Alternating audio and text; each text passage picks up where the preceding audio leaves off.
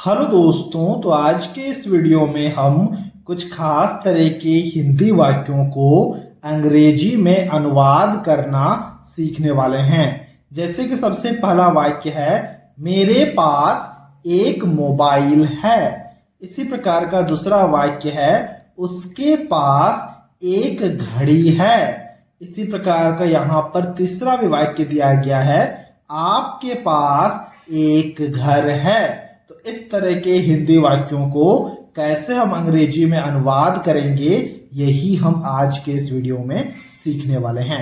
तो यहाँ पर जरा ध्यान से देखना, इन तीनों वाक्यों में देखो, यहाँ पर भी लिखा गया पास है, यहाँ पर भी लिखा गया पास है, और यहाँ पर भी लिखा गया पास है। तो जब भी किसी भी वाक्य में पास है शब्द का प्रयोग किया गया हो ना, तब हम ट्रांसलेशन को करते वक्त हैव या फिर हैज शब्द का प्रयोग करते हैं। अब देखो, हम हैव कब लगाएंगे और हैज कब लगाएंगे, वो मैंने यहां पर लिख रखा है। जब भी सब्जेक्ट में ही, सी या फिर इट आ जाएगा, तो हम हमेशा पास है शब्द के लिए हैज वर्ड का इस्तेमाल करेंगे। और अगर सब्जेक्ट में आई, यू, वी या फिर दे आ जाए, तो हम हमेशा पास है शब्द के लिए हैव वर्ड का इस्तेमाल करेंगे। ठीक है, देखो किस प्रकार से। सबसे पहले वाक्य को ट्रांसलेट करते हैं तो सारी चीजें क्लियर हो जाएंगी। सबसे पहले वाक्य में लिखा गया है, मेरे पास एक मोबाइल है। तो मेरे के लिए हम यहाँ पर आई लिखेंगे। मेरा या फिर मैं, इनका अंग्रेजी में मतलब आई होता है। अब बताओ, आई के साथ में क्या लगता है? पास है के लिए देखो, यहाँ पर आई अगर आ जाए तो हम हमेशा हैव शब्द का प्रयोग करते हैं। तो यहाँ पर जो पास है लिखा गया है ना, इसके लिए हम यहाँ पर लिखेंगे हैव। आई हैव मतलब मेरे पास है। क्या है ना? एक मोबाइल है। एक के लिए ए लिखेंगे, और मोबाइल का अंग्रेजी में मतलब मोबाइल ही होता है, तो हमने यहाँ पर मोबाइल लिखा। आई हैव अ मोबाइल हो गया, मेरे पास एक मोबाइल है का अंग्रेजी में अनुवाद। इसी प्रकार से दूसरे वाक्य को जरा ध्यान से देखना। देखो दूसरे वाक्य में क्या लिखा गया है। दूसरे वाक्य में लिखा गया, उसके पास एक घड़ी है। उसके यानी कि वह, और वह का अंग्रेजी में मतलब होता है ही। अगर कोई लड़का है तो हम ही लिखते हैं, और अगर कोई लड़की है तो हम सी लिखते हैं। तो आप यहाँ पर ही या फिर सी दोनों शब्द का प्रयोग कर सकते हो।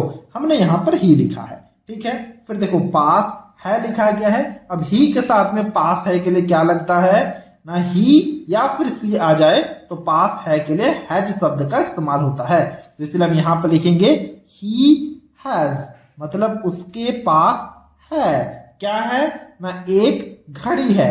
एक के लिए ए लिखेंगे, और घड़ी का अंग्रेजी में मतलब होता है वॉच, तो उसके लिए हमने यहाँ पर वॉच लिखा है। ये हो गया ही हैज अ वॉच मतलब उसके पास एक घड़ी है। इसी प्रकार से हम हमारे तीसरे सवाल को बनाएंगे, यानी कि तीसरे वाक्य को बनाएंगे।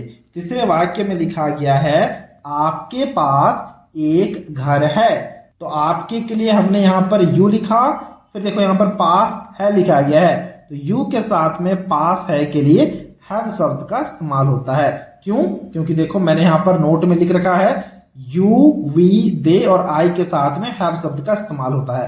तो हमने यहाँ पर हैव लिखा। यू हैव मतलब आपके पास है। क्या है ना, एक घर है। तो एक के लिए ए लिखेंगे, और घर का अंग्रेजी में मतलब होता है हाउस, तो हमने उसके लिए हाउस लिखा। यू हैव अ हाउस हो गया, आपके पास एक घर है का अंग्रेजी में अनुवाद। इसी प्रकार से यहाँ पर चौथे वाक्य को जरा ध्यान से देखना। चौथे वाक्य में लिखा गया है, हमारे पास एक कमरा है। हमारे हो या फिर हम हो, उनके लिए हम वी शब्द का इस्तेमाल करेंगे। हमने वी लिखा, पास है लिखा गया है, उसके लिए हैव लिखना होगा। वी हैव मतलब हमारे पास है। क्या है ना, एक कमरा है। एक के लिए ए लिखेंगे, और कमरा का अंग्रेजी में मतलब होता है रूम, तो हमने यहाँ पर रूम लिखा।